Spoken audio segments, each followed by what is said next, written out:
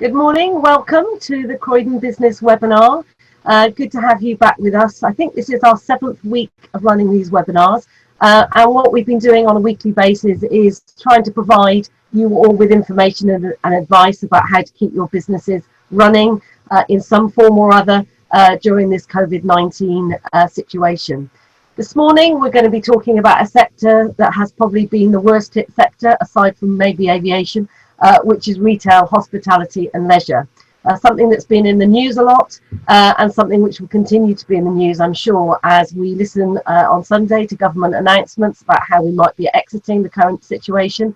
That's going to have huge implications on the hospitality, retail and leisure sector. So this morning we're going to be talking to our expert panel, firstly asking them about how they're currently coping within their businesses, giving advice about how they may well have had to adapt their business to maintain their business in this current situation or not. But also importantly, we'll be asking them about their thoughts about what might be happening in the coming weeks as we learn how we might be all exiting and how social distancing is going to be managed in the current climate. So I'm going to introduce you to our panel. First of all, someone who needs no introduction, I'm sure, Matt Sims, Chief Executive of the Croydon Business Improvement District. Now, those of you that have been watching the news may well be aware that Matt Sims and our second panellist, Andrew Taylor, who is the owner of Mr. Fox in Croydon. Now, together, Andrew and Matt have been raising the bar with the hashtag Raise the Bar campaign, where the call out to government is to give more help, financial help, to this very important sector. And both Matt and Andrew are going to be able to update us on the latest on that campaign shortly. Also with us today is Ben McLaughlin. He's the ops manager of Box Park. Now, we are all aware that Box Park was a great place to socialise before COVID-19. Currently closed, but we'll be hearing from Ben about his thoughts and plans for the future. When are we delicious food and potentially sit on those benches again? We're going to hear more about that from Ben. Tom Riddock is with us. He's from My PT Studio and Gym.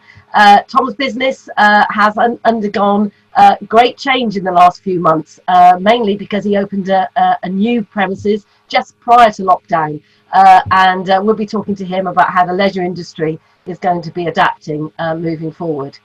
John Hennessy is with us. John is from Smooth Bean Cafe in the centre of Croydon. Now, Smooth Bean also went through a renovation literally the week before lockdown, and John will be sharing the challenges and trials of that, as well as talking to us about how his business is going to be coming out the other side, but also giving some tips around how to keep your business well and safe so that when the time comes to reopen, it's ready to reopen. Now, with me this morning, as always, is my co-director at White Label, Joe Gum. Joe was going to take us through the proceedings, so over to you, Joe.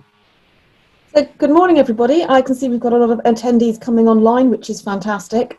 We've got an awful lot of businesses here who represent that extremely hard-hit sector, so we're going to talk about some of the impact that's had and some of the more positive solutions that we can find in order to get out of lockdown. I know we're all waiting for Boris's great announcement on Sunday, which will hopefully give us the roadmap for financial recovery. Just to give a few housekeeping rules for everybody, you've got a lot of ways you can ask us questions individually and online. So if you would like to use the question and answer facility that you have on Zoom, just type your question in and I'll put it to one of the panelists, or all the panelists if you like. We've also got a Zoom webinar chat, and if you want to put some tips on that, or you want to give us some advice, or you want to ask some questions, you can use that as well. You can also wave a hand at me. So if I see that one of our attendees is waving a hand, I can bring you online so you can talk directly to our panelists. So I'm just going to get us underway now by starting to have a chat with each of our panelists here about the direct impact that lockdown has had on their business and what they see as a longer term strategy to support solution. And I'm going to look at Ben first, because Box Park was so totemic for the regeneration of Croydon. You know, we are looking to you, I think, to help us with our regeneration out of lockdown. Is Box Park going to be able to reopen? Thank you, Joe.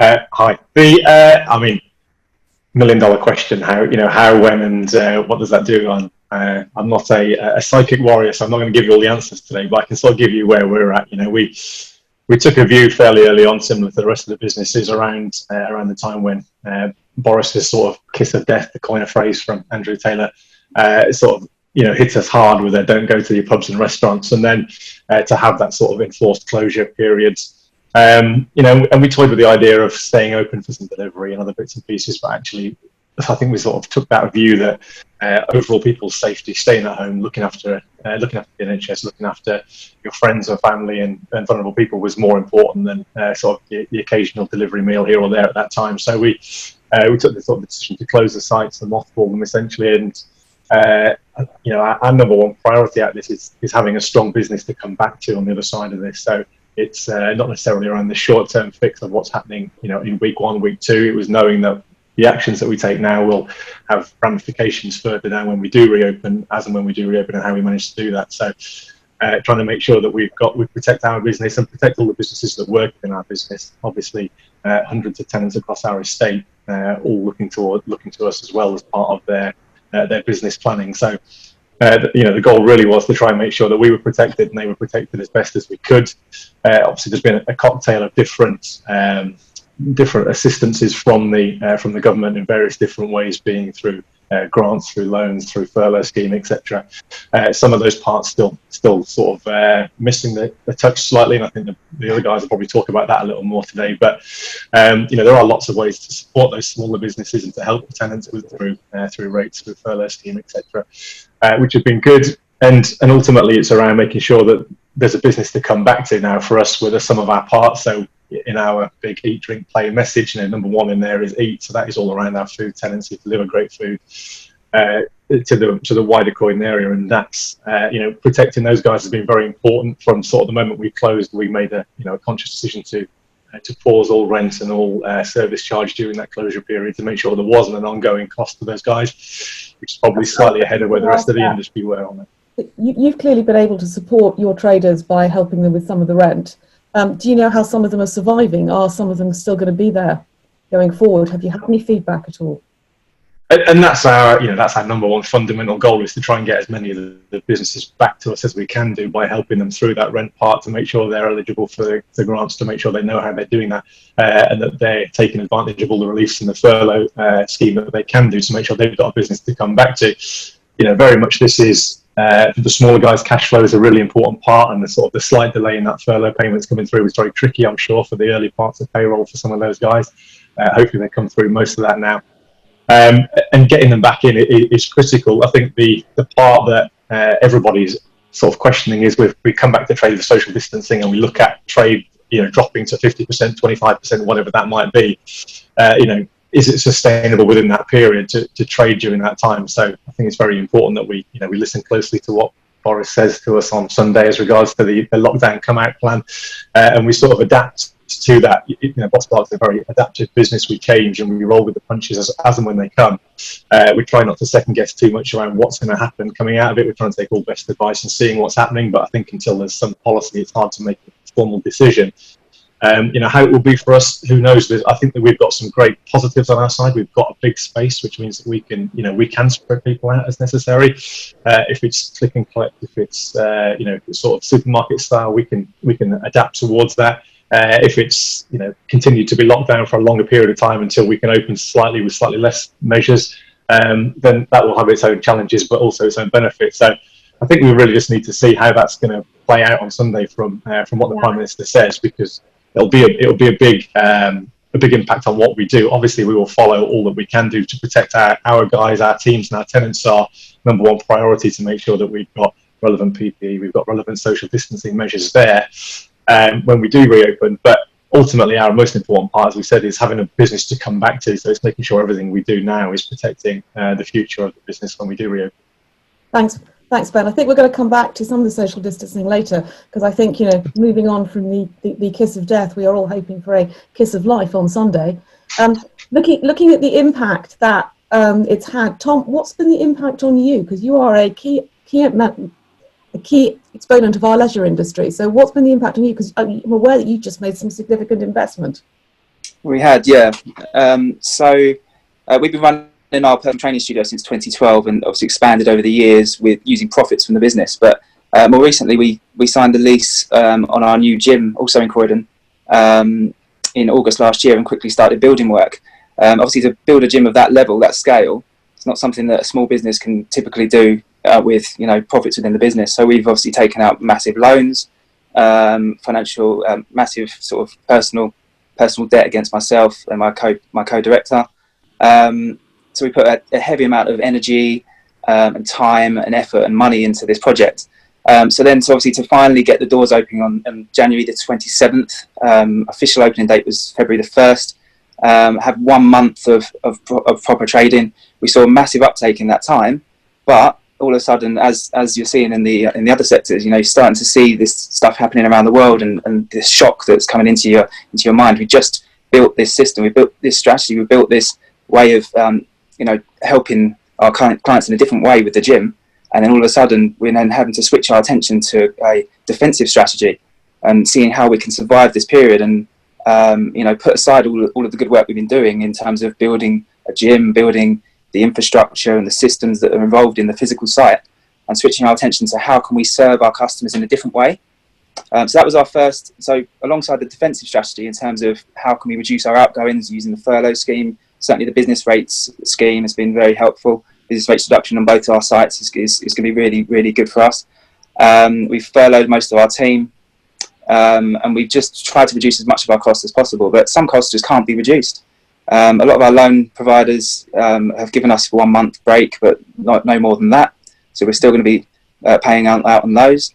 Insurance, service charge is still payable. So we're still going to be losing a heavy amount of money every month. You're talking tens of thousands here. So it's sort of seeing what support we can get from the government in terms of loans, in terms of grants to survive this period. But then also making sure that we've got a business to come back to. So, the financial side of things, but also making sure that our members are engaged and, still kind of giving as much value as we can, but in a different way. So we quickly turned our attention to sort of thinking about the outcome that we provide our customers, as opposed to sort of, yes, we've got a great facility, we've got 2 great facilities, we've got great personal trainers, and we've got great equipment, top of the range equipment and everything. But that's not where our customers get the most value. They get the most value from the community, the seeing friendly faces every day, the healthy routine that they have, and that we give them. So we quickly turned our attention to how can we give these aspects and these elements to them virtually. So we closed our doors on the 20th of March, and quickly turned our timetable to a virtual timetable on the Monday. That's where 5 or 6 sessions a day are run by personal trainers via Zoom. Yoga, Pilates, HIIT sessions using minimal equipment. And really, it's not a way of us making money. It's a way of us keeping that gap between our outgoings and our income as close as it can be. We're not making money. We've reduced our outgoings somewhat, and our revenue has come down because a lot of our clients have been furloughed, or they're choosing this time to sort of do their own exercise. But I mean, one of the best things to come from this is the virtual timetable, and I'm getting a lot of good feedback from our customers who are doing those sessions, as opposed to the ones who are not.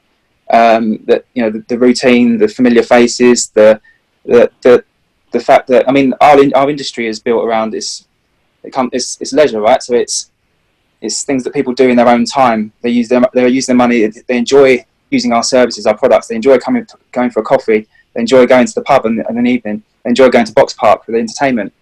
These are things that they spend their money on for enjoyment. And at the moment, we still need that enjoyment, but we need to find it in a different way. Yeah, I think social interaction is going to be the thing that people have missed most, whether it's with families and whatever.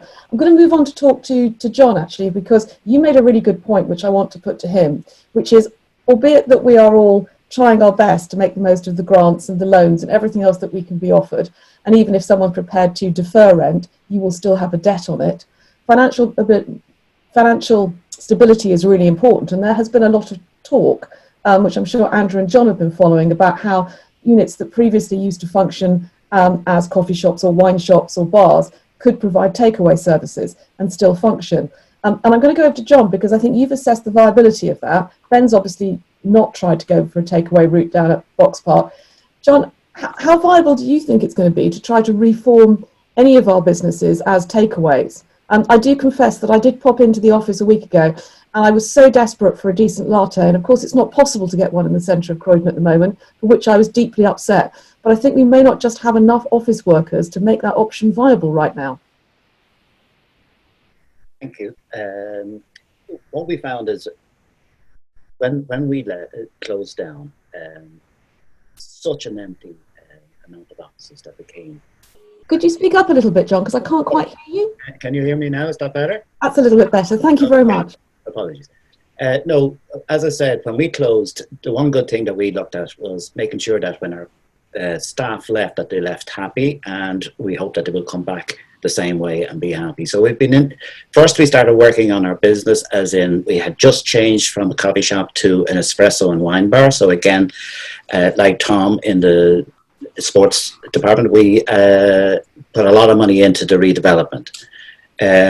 Our worry through the period of listening to all of this is the segregation of people of 2 meters apart and what have you, which is a very big problem, because you're talking about instantly probably reducing your staff by your capacity by about 50%. So it's about working your shop to, we are lucky we have an outside space, so we can sort of incorporate some of that to help with our shop in getting people to have a bit more distance between one another.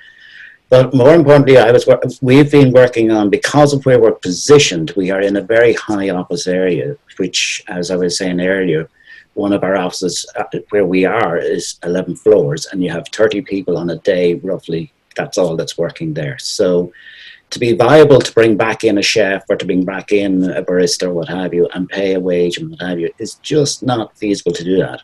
But there's a lot of things you still need to be careful, is because a lot of people will look at social media, and especially owners that have coffee shops, and be thinking, oh, you know, this shop is doing this and that shop is doing the other. And they're in different facilities, situations. They're in areas that they can do these things. Yes, we need to start looking at how orders are going to be made. We will have to be certainly doing a more takeaway situation when we reopen, because it's what people now are becoming used to. But we also have a worry coming down the road that we are talking about the way the government is pushing so hard with, thank God our air is nicer, everything is a bit better, less traffic on the road, people are enjoying that. So we are talking about a 50%, quite possibly a 50% of staff going into offices every day of a reduction. That in total is going to affect every single business that's in their area, if you're in an office area, because you're going to work from home, and you're going to maybe do 2 days a week or maybe 3 days a week at home, or it's changing for the office, so you have your space that a certain group will go into the office on a Monday, the other group will go in on a Tuesday, but that will also have the knock-on effect. And this all has to be assessed along with looking after your business. But what is important is also not to forget your shop, not forget your ethos, not forget what you started with, the passion that you always wanted to do. Go into your shop twice a week, minimum.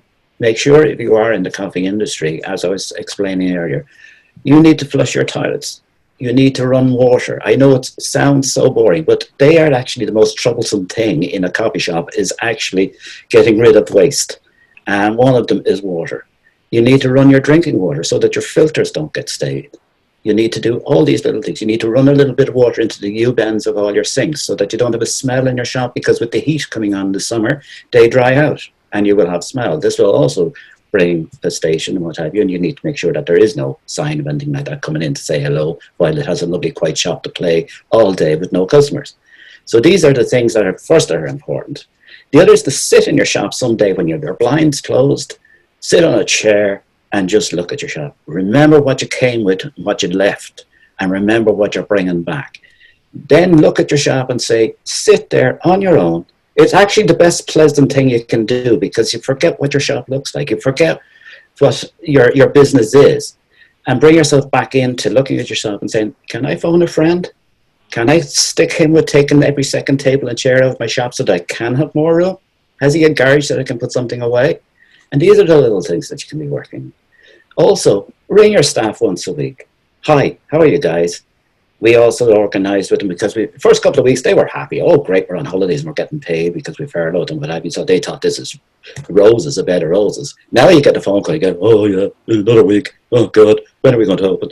But the good thing is that that's what they were interested in. So I actually got onto a company called CPL Training, And I rang the guys and I said, listen guys, I'll put you on to CPL training. There's a few courses there that you might be interested in doing. I'll pay for them. There's just little courses that cost about £5 a piece for health, for different things in the industry.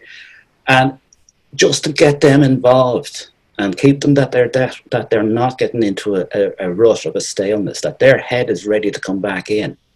And that they're actually updated on health and safety. They're updated because they're getting little information off this about COVID-19 and what you're going to have to do to clean. And it's basically making sure that they know they're going to have to come in and clean a bit more, which is always the hardest thing you can get any staff member to do. I'm certainly aware that getting our staff to do the cleaning has always been the biggest challenge at White Label. I think it's been great that we've been able to keep everybody engaged socially using Zoom, although I appreciate it's not quite the same as reality, and it certainly hits on footfall. Looking at footfall, Matt, I'm going to turn over to you now, because actually John's made a really good point in that a lot of businesses, particularly in the retail environment, are very dependent on footfall. So if we don't have the footfall in Croydon from our office environment, how's that going to be looking going forward? So I think in terms of the recovery, everybody's looking to Sunday, and they're looking to Boris Johnson to provide a roadmap of exactly how we are to operate in what sort of form. And that is true to some degree. I think certainly from a Croydon perspective, the recovery is certainly being looked at, but we have to look at it in two areas really. The macro environment upon which we operate. Croydon, like every town and city across the UK, cannot go back to a situation or a scenario that it was before. It will be very slow, it will be very tentative. That certainly from a local authority and from a government point of view, the footfall figures will want to be low. And that will be very, very difficult for the likes of John from Smoothbean, Box Park and My PT. Businesses, what we're seeing a lot of is that businesses are adapting. They are looking at new ways of working. And again, you know, one of the questions in the chat at the moment is with regards to My PT and whether they're seeing more people from outside the area through the virtual connection that they're having. And that sort of adaptation for businesses going forward is absolutely crucial. You know, Andy's doing a lot through Deliveroo and other places. And so that's really important. I think, you know, for us, we're working very closely with the local authority in terms of what that recovery looks like. And it's again, putting a local roadmap together. Thanks. I mean, I think there's, I'm going to put a shout out at the moment for two things, really. One of which is our regular confidence poll, which has hopefully come up on everybody's screens, which I would like you very much to answer. Also, Croydon Council, and we'll put the link around this to everybody afterwards, has launched a business survey as of this morning, because they're looking for information that will help them decide how to provide additional support going forward. Andrew, we haven't heard from you yet, and it would be really lovely if you could just give us a bit of a view about what the impact has been on you and some of the things that you've tried to keep yourself going until we get our kiss of life. So we obviously, like everyone else in the room, got shut on the 20th. The week that we were closed, we seen about an 80% drop in revenue. We then immediately took to Deliveroo, Just Eat, and also Uber Eats.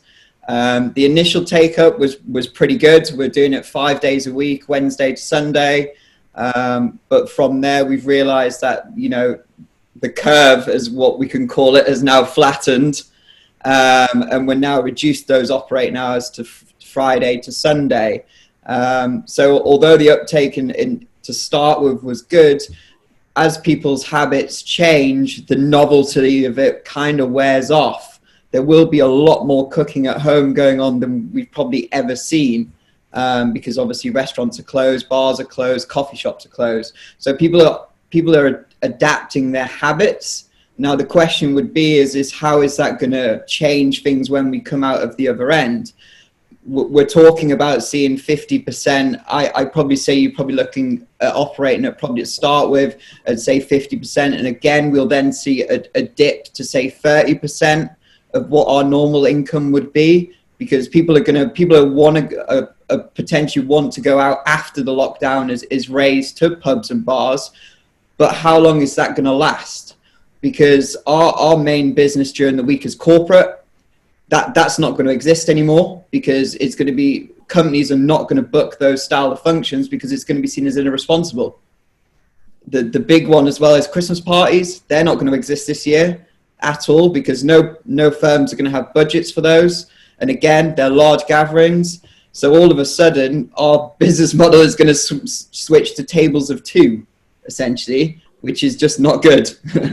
Well, maybe this is a good point to get you and Matt, actually, I'll unmute Matt so you can both talk, to talk about your Raise the Bar campaign, because I know we've talked about the challenges we're all facing, but here I think you're trying to do something positive to ensure that businesses will have something to come out the other side with. Matt, do you want to take a starter on the Raise the Bar campaign? Yeah, so when the government announced unprecedented financial interventions some time ago, they came out very quickly, very fast, and generally in the short term very welcomed by business across the UK or England and Wales. But there are gaps, and there are huge gaps, if I'm fair and frank. The one is within the retail, hospitality and leisure sector, whereby the government chose an arbitrary figure of 51,000 rateable value threshold, where any business up to that point could receive a £25,000 grant. Now we have a number of businesses across the UK, and indeed Andy's business, whereby that rateable value is just above 51,000. The Dog and Bull, for example, in the Surrey Street is just above. They have no access to funds. And so Andy and I talked, and we started to develop up a campaign which is Raise the Bar. And the Raise the Bar campaign is a national campaign supported by businesses, business leaders across the country, which is great. And I think just to put into context, the retail, hospitality and leisure sector is worth £635 billion to the economy. So it needs support, it needs intervention, and again, that's the sole reason for our campaign. Now, our ask is to increase the rateable value threshold from 51,000 to 150,000. We've done the math, we've done the figures. There are in total, above that 51,000 threshold, 82,000 businesses across England and Wales that do not access that fund.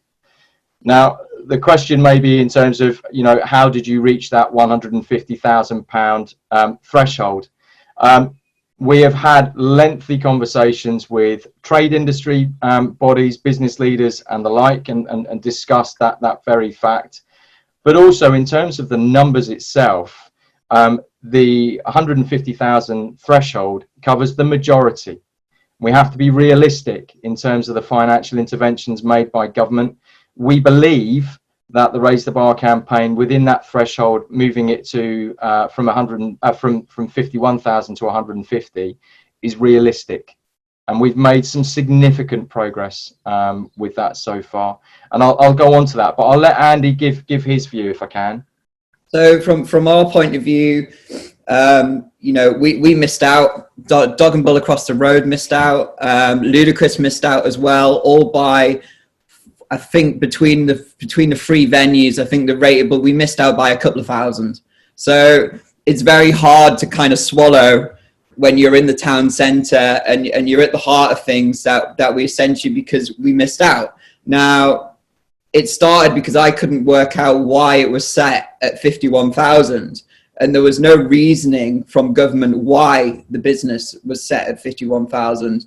And there still not really is any explanation on guidance online, apart from the fact they picked a figure of how much they had in a pot and how quickly they could divide that and help as many as they could.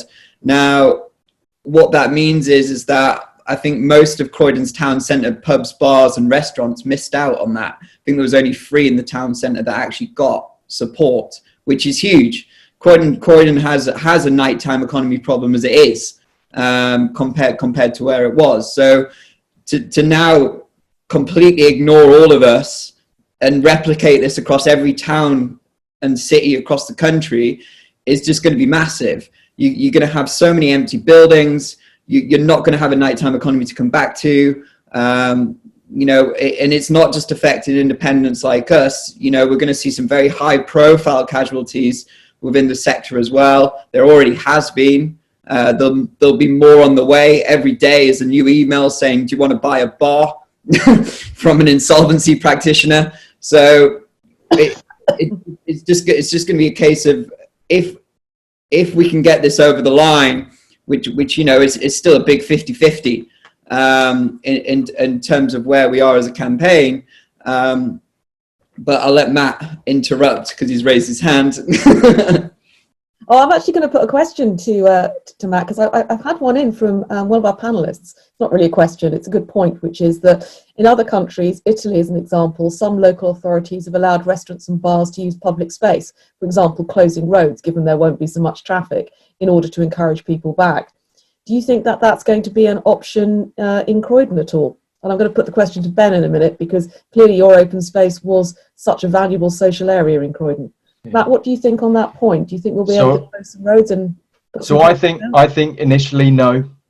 I think certainly in the interim period, it's, you know, when you look at places on the continent and within Europe, you know, Italy and France, their whole culture is about having space where you can enjoy the wine and the coffee and the like.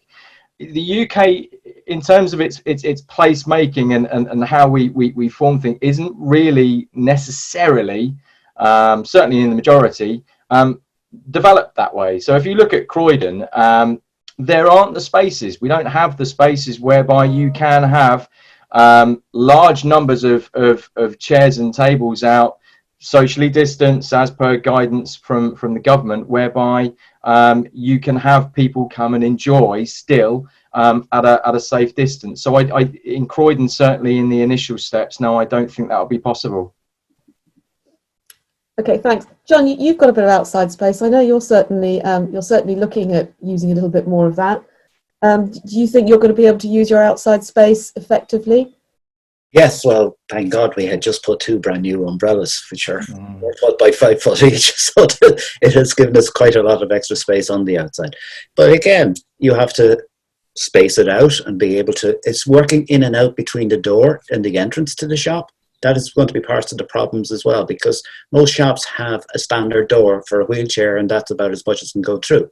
Yeah. So we have to create a queue system of people at least stopping before they just run in a door to see if somebody's coming out, and vice versa. So notices will have to be put around. Dividing up the area will have to be put. Divisions between each tables as well.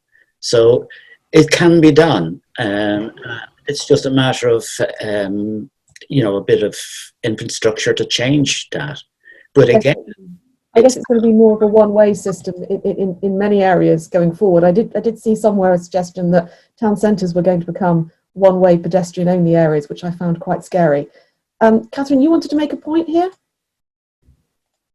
On with John, I mean, obviously every business has got to look after their own business and put the right measures in place, but there's also an implication for your neighbours, and actually working collaboratively with the businesses around you. I'm aware that you've got Zabadas next to you, for example, another busy eatery, and actually what you might put in place, you know, needs to work with what they're putting in place in terms of the customers coming in and out, and that is a huge problem, you know, across any town centre, any busy high street, and obviously Box Park in a way can handle that more easily because they are sort of managing that on behalf of everybody. But I think, you know, the need for greater collaboration, which is I guess where a bid would come in trying to make you know, all the businesses work and talk more collaboratively to make that work, is probably going to be a necessity as well.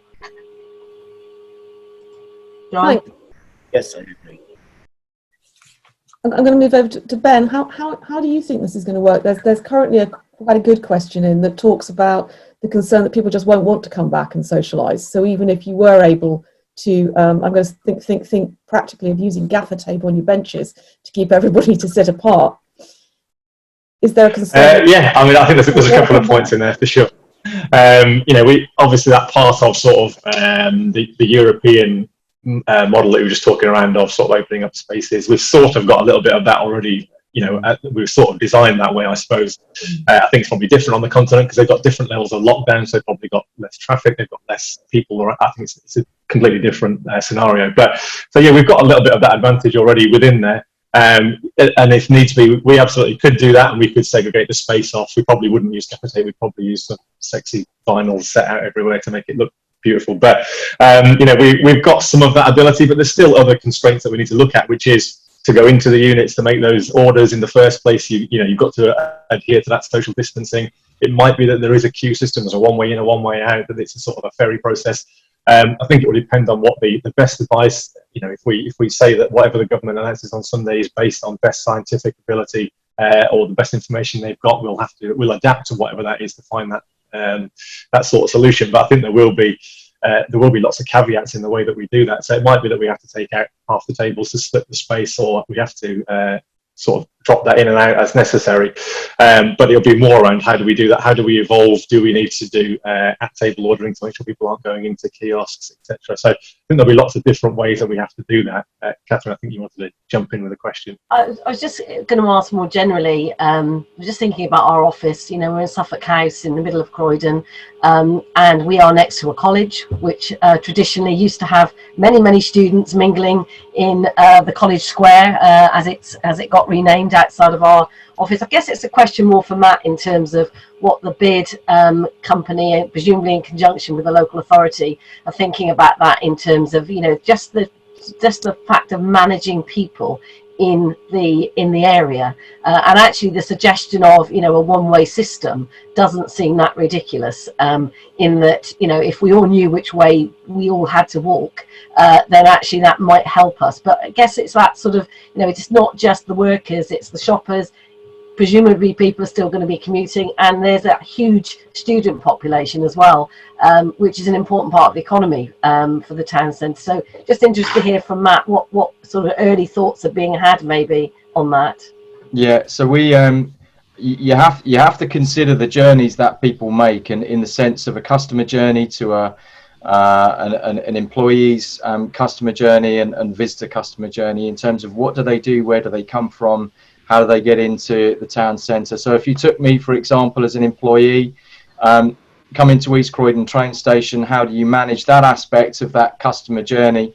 And there are already thoughts, you have, if we put one out there at the moment, and this is pure hypothetical, East Croydon train station has 2 exit points, one at Lansdowne Road and one on George Street. So in the same way as you say, Catherine, in terms of being able to manage the flow of traffic in the sense of people, if everybody came out at East Croydon train station all at once as they have done before, it's not possible to manage. Now, when you look at the streets that we have, and you take George Street as a great example, George Street, generally speaking, as you go down towards Waitrose and the like, is too narrow. So there is a thought, and again, a personal view that there may be a need for there to be a one direction traffic, and that if you're coming up to the train station, you're on one side. If you're going down towards North End, you're on the other side of the road. Logistically, that's a nightmare to control and to put in place. But and this is why I said at the beginning, in terms of the guidance that may come out on Sunday, being able to take that guidance and put it into practical measures, whereby you have clear directional signage in terms of what people can and can't do, where people need to go. There's going to need to be that support on the ground, so that, and again, you see this in Italy when people get off the trains, there are a number of people with megaphones who are almost in essence shouting instructions to people as they come off. And I think that will be replicated across the UK, so that it's very clear, because what we have to do, and this goes back to the objectives in terms of opening up Croydon town centre and Croydon borough, is what are your objectives initially? And for us, it's to create a safe and secure environment for people to navigate, and for people to feel confident within. And that's, at the moment, that's our sole purpose and aim. And we're working that through at the moment with people from the local authority and whatnot. Thanks. Ben, you wanted to come in on this one? So I was just going to, on the second question that you asked me previously, just around people's appetite to come back and will there be a nervousness to come back out again? And I think we see a long-term sort of trajectory of it will be okay. You know, the British people are very resilient and they enjoy socialising. They enjoy the opportunity to go out, to be with their friends, the human interaction. You know, we saw after the terrible events of Borough Market, of 7/7, you know, all the terrible things that have happened. Actually, yes, of course, there's a hangover window and there's a moment of skepticism, fear, etc. But people come back. They come back to our businesses and they thrive in them because that's sort of part of the nature of our human makeup, I think. And you know, we know that will happen again. It's about getting from now to that point. So as we said earlier, it's around making sure we've got a business to come back to. So doing everything that we can at the moment to protect what we've got, whether that be mothball, hibernate, or reduce costs to a bare minimum, and try and work with as many campaigns as we can to get there. And of course, we'll come back and there'll be potentially social distance measuring. There will, of course, be some people who've got a little bit of nervousness to come back out into the fray, and it will take a little while. But you know, I'm confident we will come back as strong at some point. But getting through that point, we need to make best endeavours to get to that point. But I think to answer the question, yes, there will be people's appetite to socialise and to be part of that will come back for sure. Thanks very much. I've actually got a really good question in, which I'm going to put to absolutely everybody because it's quite relevant, which is, have any of your businesses covered by business insurance actually been able to make a claim? Someone give me a wave. Would you like to answer that one? Tom, were you by any chance covered by any kind of insurance that would work? Yeah, short answer. Easiest answer is no. We weren't. No. Anyone else? Anyone managed to do it? Ben? I think it's a minefield, and I don't think there's any one person that's got a good answer to this question in the industry or the sector. I think there's a lot of various different class actions and people taking various different things to try and sort something out, and there is obviously pressure from both sides on that industry. But I think it's important to understand what your policy is, and if you think that there is something in there, is to put a claim in before you time that out, even at the risk of not getting anything from it, so that you can later go back and do that. Yeah, good advice. Get the claim in and keep arguing about it. Catherine? I was going to just pick up on something I think that Ben was referring to in terms of, you know, business confidence and public confidence in coming back within the sort of retail, leisure, hospitality area. And I was just going to ask Andrew just to share what I know is sort of your sort of philosophy has been over the last few weeks, which has been very much about, you know, recognising that now isn't about, unfortunately, a time when we can be making money, but what we can all be doing. And I think, you know, you're a very good example. You've kept your presence out there. You've kept your brand alive in a way to basically encourage your loyal customer base to remember that you are around still. And at some point you'll be coming back and you'll be wanting them to come back to you. So would you just like to share what you've been doing? So a bit like what Tom's been doing, like obviously Tom's applied it differently to his business, but you know, we have to stay relevant in a sense that we're not posting as much on Instagram as say we used to, because the content's not there. But when the content is there, it has to be good content. We're obviously doing Uber Eats and Deliveroo, which you know just keeps us in people's frame of mind. We've started delivering Sunday roasts by Uber Eats as well, which seems to work fantastic, because that's some things that people just don't want to cook at home because it's so many different components. And then we've also done meals for NHS as well, which has been fantastic. So all these little things are just keeping us in people's minds. I think the worst thing you can probably do as a business is just kind of shut up shop and then bury your head in the sand, so to speak, and then expect when it's all over to come back. A lot of chefs online have been posting recipes and things like that. That's not something we've done, but you know, it could be the next stage of how we do it. But I do think it's important to keep posting content as long as it's relevant, and that's probably where it becomes a little bit harder as the lockdown goes on. What does the content become? Just I think you're downplaying exactly what you've been doing for Croydon Hospital. Hashtag Croydon Heroes, I would say, in terms of just share your story of your Mother's Day lunches. So Mother's Day, everyone was closed. We'd already started doing the preparation for that. I think we had about 120 booked in for that Sunday. So all the food was sat there. So me and Ice-T cooked the whole thing off. Took pretty much all day to do because there's only 2 of us. And then we donated everything to Croydon University Hospital's ICU unit. And that was at the very much at the beginning of the pandemic that had hit it. So that was kind of before the Meals for NHS and everything kind of charities came about. And then that's kind of gone on to be pretty much a lot bigger thing than we had initially expected, due to a very kind donation from Pat from Regent's Land. That's one of Surrey Street's developers. He supported us, which has now allowed us to cook just over 3,500 meals for NHS Croydon, St Helier, Orbiton, and to Kingston hospitals as well. So that has been, you know, almost a full-time job on top of the Raise the Bar stuff. So yeah, it's been good. So we're keeping busy. It's slowed down a little bit now that the pandemic slowed down. But we'll continue to do the bit as and when we're required, essentially, by the hospitals. Great. Thanks so much. There's quite an interesting little comment that's come in here, and I think I'd like to put that to each of the panel, because a lot of us, I think when this started, did a kind of survival. Can we get through to June? Because there was an expectation that by May or June things would be rising. What we've really learnt today is that even if there is a lifting of the lockdown, the chances are business will be down to 30 or 50% of its original levels, and many of us have continued to got liabilities for much bigger businesses.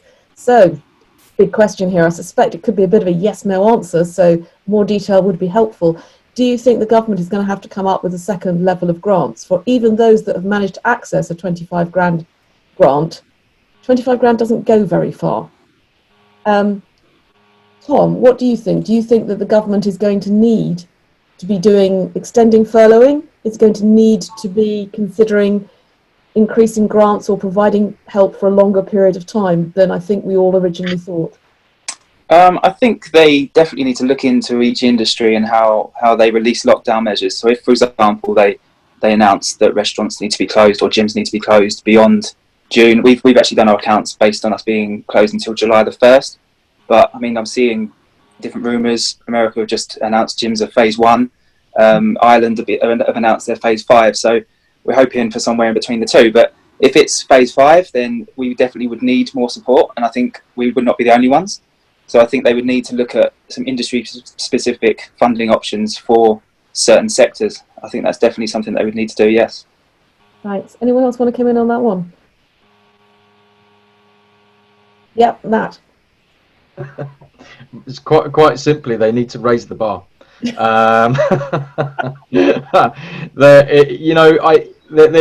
a lot of talk, there's a lot of commentary about second wave for the industry, and again, there's the comment was made about £25,000. Would it go that far? Would it do that much?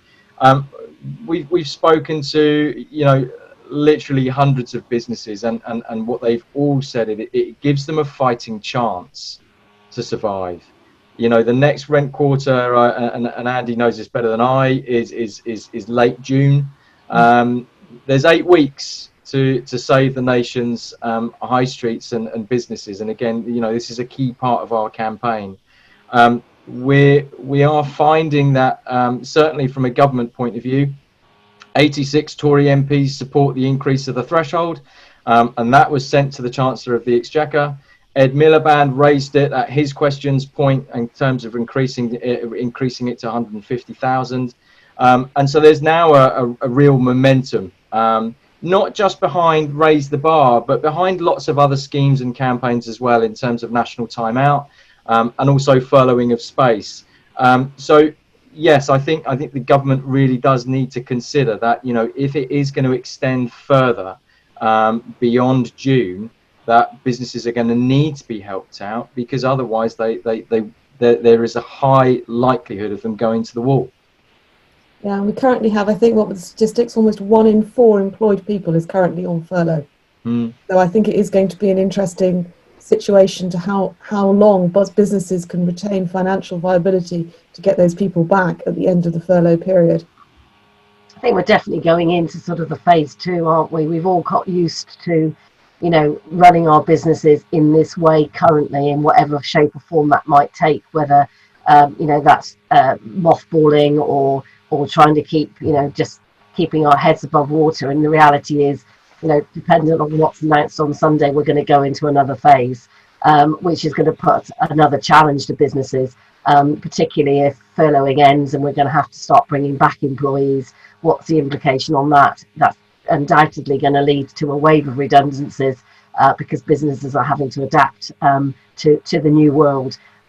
So I think, we are looking at that. And I think if we had an accountant on here today, they would be saying, prepare your accounts, look at your strategy now for the next 3 to 6 months, probably to the end of this year, and what is going to be viable, taking sort of worst case scenario, really, which I guess is what Tom is saying he's already done, and I'm sure John and Andy, you've done the same, but actually trying to look at, what is the long-term survival. And then hopefully if Matt and Andrew's raise the bar, does raise the bar, then that's all going to be helpful. But you almost have to sort of take it where you are now and try and plan from here. A couple of questions coming about how perhaps we're all going to be living in a more technologically abled world. We're obviously all communicating by Zoom. Certainly Tom and everybody else have been using Zoom to keep engaged with clients, to keep engaged with people. First question I've got is, Andrew, are you still going to be doing deliveries after lockdown finishes? Will that form a part of your plan? Clearly one of our panelists here really likes it.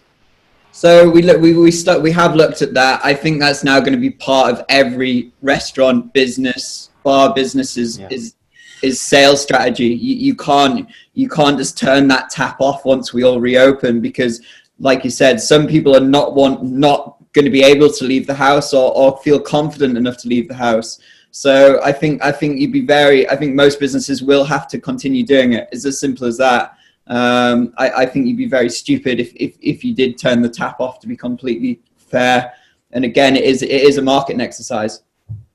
Thanks. I think we are going to be more on click and collect. Tom, did you want to come in on this one? Yeah, similar to Andrew, really. I mean, to go through all of this work and deliver this different style of delivering our service to our members, and then to quickly switch it off and switch back to where we were, I think that would be a shame, really, to come that far and adapt our businesses to that level and then just switch it off.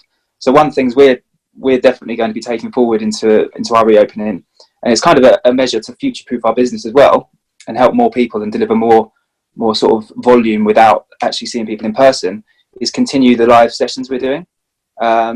Many businesses are going to be switching. A lot of the businesses I speak to, personal training style gyms, are going to be switching it back because they haven't got the resources available to them. But because we've got the gym, we've got staff, we've got the personal trainers who work for us on the gym floor, they're going to be continuing to deliver live Zoom sessions to our members. And it's just another way of us sort of reassuring potential clients, but also our current clients, that even if they have to work from home 2 or 3 days a week, even if they feel slightly uneasy about coming back into the new world, whatever that is, they've still got an option to train with our personal trainers.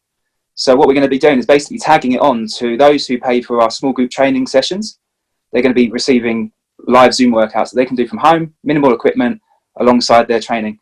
Those who come to our gym, if they can only come 2 or 3 days a week or once a week, potentially, when they used to come 4, instead of quitting and finding a budget gym where they're going to be just a number and a high number at that, we can really tailor our service to kind of give them another option, so that in their membership, they've got we're going to be calling it hybrid training. So we've got small group training, we've got training with the personal trainer, which is completely bespoke and individualized. We've got training in our gym setting, and then we've got the hybrid, which is the virtual option, so they can just log in via Zoom as we are now. So we're just giving them an extra option, which I think will reassure them, but also I think it's going to be part of the future, really, and we can do that quite easily. The other thing I'd like to say, very briefly, is alongside social distancing, is that our business we're quite lucky that we're not a budget gym. We're not. I mean, most pure gym and the gym group, they typically have around, and they need around 7,000-8,000 members signed up to them at sort of £15-20 a membership. They're very busy, but there's no way that level of that number of customers goes to their gym. So they typically oversubscribe.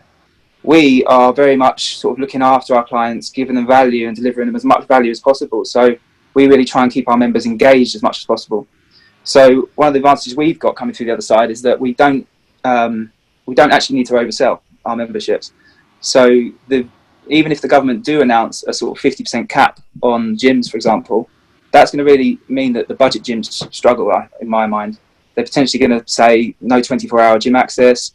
Gyms have to operate at 50%.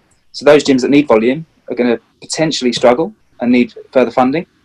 But ourselves, we were, before we closed our doors, we were about 10% capacity in our gym, and less than that at the studio. For the size of space we have at our training studio in St George's Walk, we have about 3 or 4% the actual capacity levels that Pure Gym would have.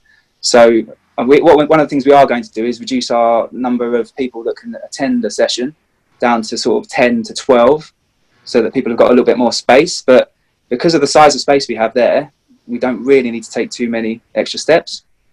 But in the gym, we will look at capacity levels, but we can do that quite easily. I think that's great, because actually that's pretty nice positive that you think actually your model is going to make you more competitive once we come out the other side. Catherine, did you want to say something? You were looking at me.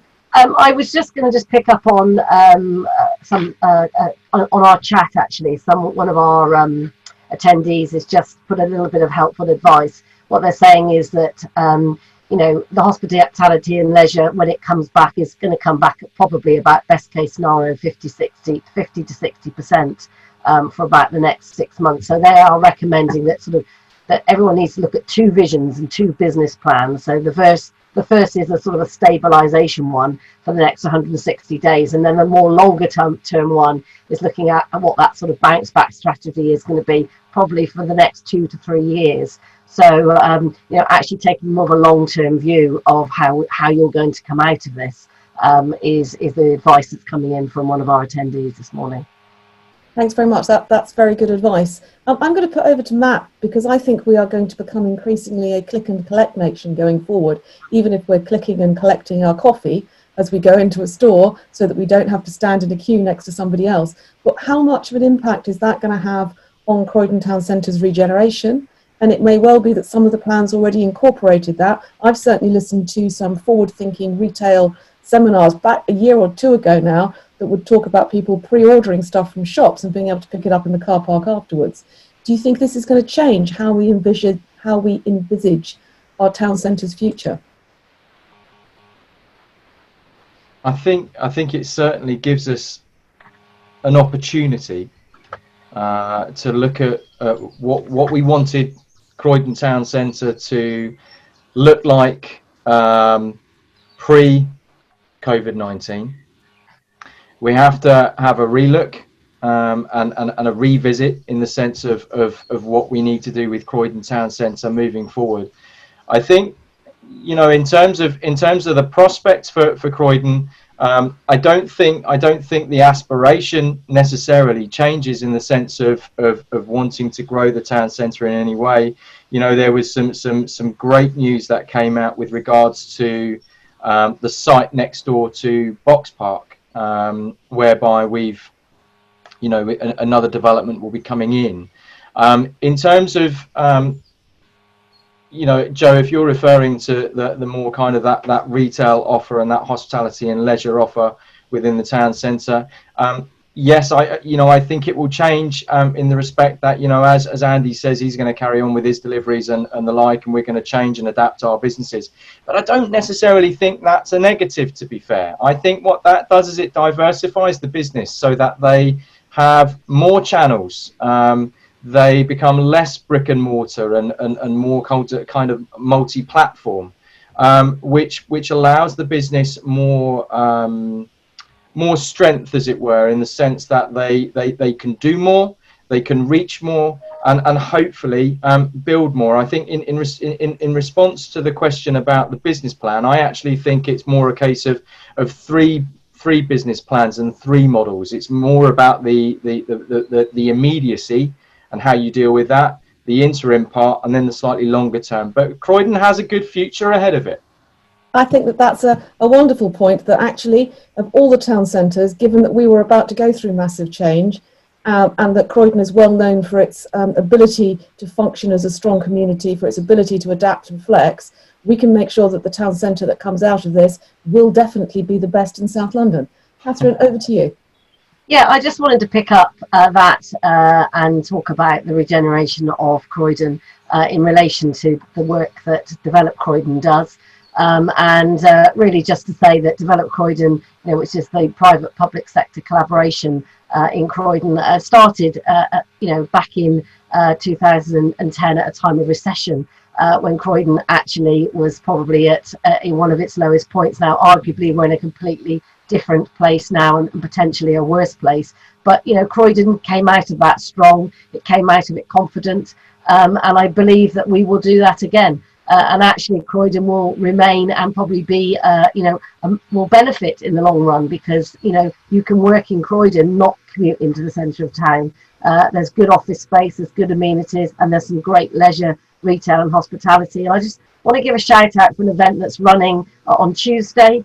We are bringing a virtual investor tour to Croydon. If you want to know about the latest in terms of the regeneration and the plans that the developers have, on Tuesday at 12, we are bringing that to Zoom. It will be free to log into, and you'll be able to hear from some of the developers about what they are planning post COVID-19, which I think would be a really positive thing to tune into. Matt, you wanted to come in there?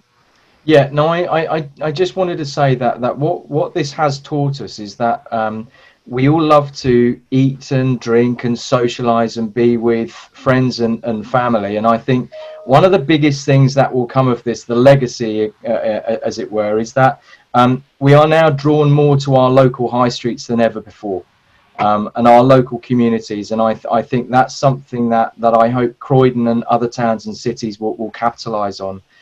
Moving forward, I think it's a really good starting point for us. Thanks very much. Unfortunately, we are now running out of time, which is a shame, but I love the theory that we are all going to back our neighbourhood, Croydon, going forward into the future, much as we've always backed Croydon for the last 10, 20, 30 years, as we've seen what it has the potential to become in the future. Catherine, would you like to round up for us? Yes, I would. Firstly, to say a huge thank you to our panellists this morning. I think that's been really helpful and insightful. I think we will all be watching with interest on Sunday to see what the next chapter is going to bring from us all. But I think generally that sort of positive feeling that, we will get through this.